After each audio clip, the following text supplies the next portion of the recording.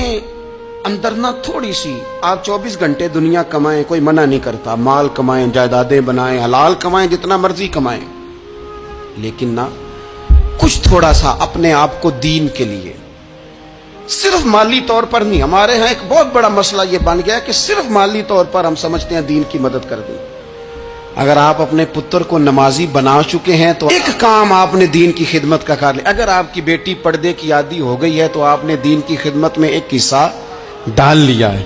اگر آپ کے گھر کے اندر آپ ان ساری چیزوں کو بین کرنے میں کامیاب ہو گئے، یا ایھا الذین آمنوا قوا انفسکم واہلیکم نارا، ایمان والوں خود بھی دوزخ سے بچو، اپنے اہل خانہ کو بھی بچاؤ۔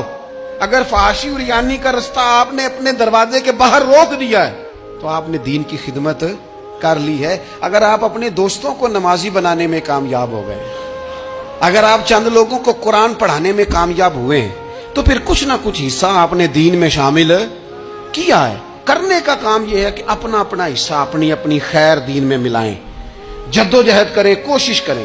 دو جملے بول کر، جب کوئی بندہ کہہ رہا ہونا جی بڑا مشکل ہے دین پہ عمل کرنا، تو اسے کہیں دین پہ چلنا تو آسان ہے، دین پہ چلنا ہی تو آسان ہے۔ جب بڑی دین مخالف باتیں ہو رہی ہوں تو وہاں ساری برادری کٹھی بیٹھی ہے نا، بچے کے دن رکھے جا رہے ہیں، تو میں دین کی خدمت بتا رہا ہوں کیا کیا کرنی ہے۔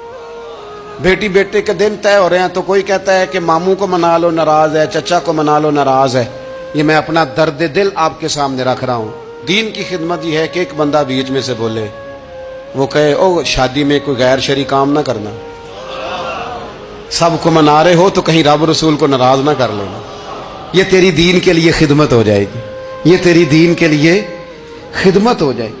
وہ جس شخص نے جاتے جاتے رستے میں کہا تھا نا حضرت عبداللہ مزنی کو کہ میں ایک مدینے میں چاند چڑھا دیکھ کے آیا ہوں کہ جس کے قریب سے جو گزرتا ہے اسے بھی نور ملتا ہے، تو اس کی ایک بات گھر کر گئی، جناب عبداللہ مزنی مدینے والے کے عاشق ہو گئے۔ آپ کہہ دے بات پھیل جائے گی، اللہ اسے پھیلا دے گا۔ اپنے مقام پر بیٹھ کر اپنے میں فیکٹری کے مالک سے کہا کرتا ہوں کہ تو نہ مسجد ضرور بنا چھوٹی سی، دفتر والوں سے کہا کرتا ہوں کہ یہاں نہ نماز باجماعت کا بندوبست ضرور کراؤ۔ میں کہتا ہوں یہ سارے دین کے کام ہیں۔ آپ اپنے حلقہ یسر میں کہیں یہاں نماز باجماعت ہوگی، یہاں سویرے آتے ہی پہلے تلاوت ہوگی، یہاں پہلے قصیدہ بردہ شریف، آپ کوئی خیر کے کام میں اپنا حصہ ڈالتے رہیں، انشاءاللہ یہیں سے چنگاریاں بنیں گی، یہیں سے انقلاب برپا ہوگا۔ اور امام جعفر صادق کے قول پر اپنی بات سمیٹوں گا۔ کسی نے کہا تھا میں دین کی تبلیغ کرنا چاہتا ہوں، تو فرمانے لگے سوکھا حال ہے، تو دین پہ عمل کرنا شروع کر دے۔